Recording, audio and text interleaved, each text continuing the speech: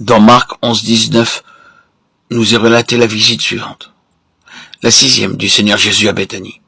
Après avoir chassé les gens du temple, au verset 15 à 17, notre Seigneur est de retour dans la ville.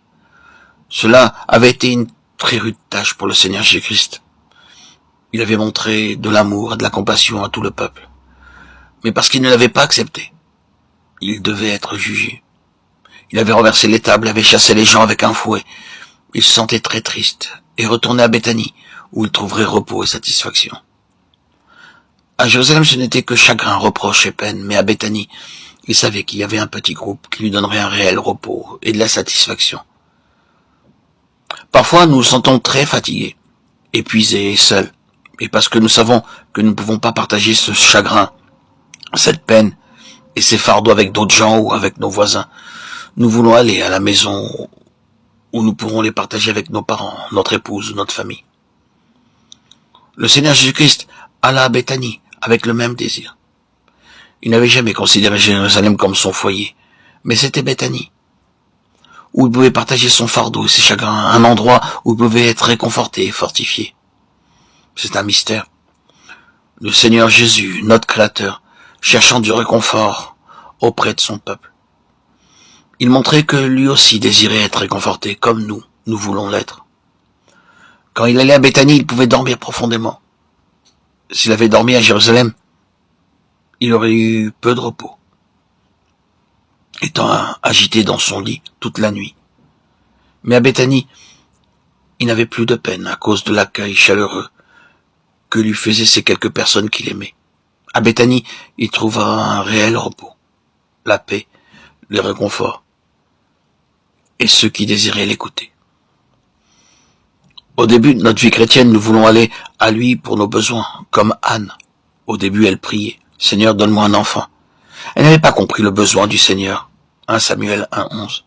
Elle pensait d'abord à son propre besoin et disait, « Seigneur, enlève mon opprobre et ma stérilité, et donne-moi un enfant, rends-moi heureuse ». Plus tard, elle découvrait que le Seigneur avait un besoin. Alors sa prière changea. « Seigneur, si tu me donnes un enfant, je te le prêterai. » Ou, en d'autres termes, « S'il te plaît, Seigneur, donne-moi le privilège de satisfaire ton besoin. » Le Seigneur entendit sa prière.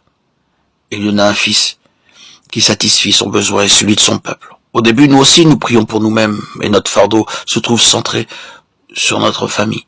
Nous prions pour nos besoins particuliers, nous disons, « Seigneur, touche-moi, prends soin de moi, et subviens à tous mes besoins. » Mais plus tard, nous découvrons quel est le besoin de Dieu. Alors, nous commençons à dire, « Seigneur, je ne suis pas intéressé par mes besoins. » Oh Seigneur, de quelle manière puis-je satisfaire ton cœur? Y a-t-il quelque chose de particulier?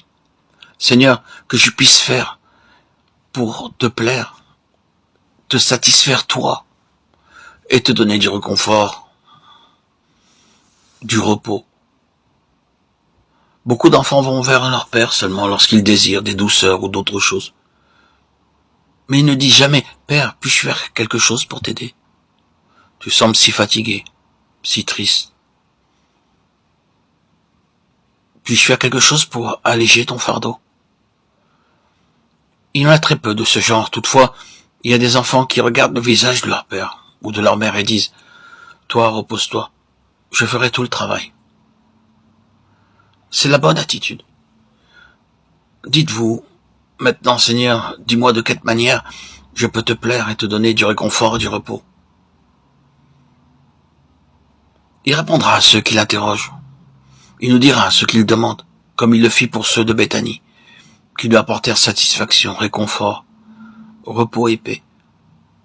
Si nous voulons croître spirituellement, notre attitude quotidienne sera, « Seigneur, je ne m'intéresse pas à mes problèmes ou à mes besoins, quels qu'ils soient. Que veux-tu que je fasse? Aller quelque part, visiter ou aider quelqu'un? Y a-t-il quelque chose que je puisse faire selon ta volonté parfaite,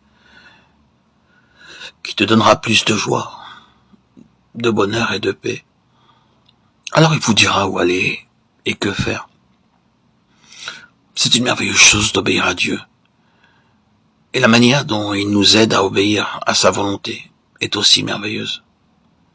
Alors, il arrivera qu'automatiquement et sans rien demander, le Seigneur nous secourra et pourvoira